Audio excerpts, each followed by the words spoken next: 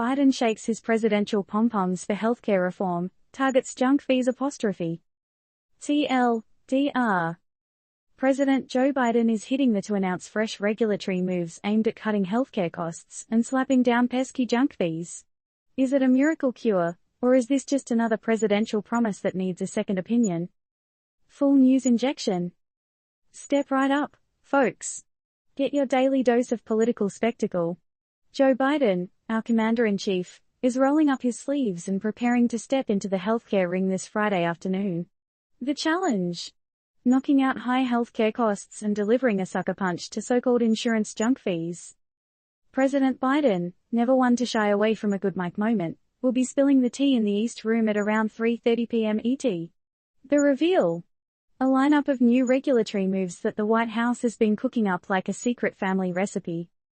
But what's on the menu, you ask? Well, according to the fact sheet the White House released, they're cooking up some rules aimed at closing loopholes that have been letting companies sneak junk fees past consumers. Think of it like a game of whack-a-mole, only it's your wallet getting whacked. But let's press pause here. These so-called junk fees, what are they exactly?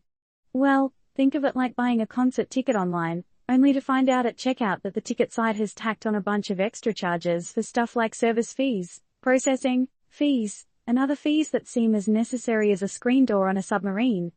Now, imagine that happening every time you paid a health insurance bill. That's right, folks. The government believes there's a bandit in our healthcare system, and its name is junk fees. And President Biden? He's donning his sheriff badge to hunt down these healthcare outlaws and bring them to justice. But here's the thing. Even with this supposed reform, will it really put enough change back into our pockets to make a difference? Or is this just another shiny object designed to distract us from bigger problems at play? It's definitely a big promise. And with healthcare being such a major part of our lives and wallets, it's a promise we can't afford to take lightly. So, we'll be watching and waiting to see if these new rules can really pack the punch they promise, or if they're just shadowboxing. But let's wrap this up with a question, or rather, a challenge. We're talking about junk fees and healthcare costs, but what about the quality of healthcare itself?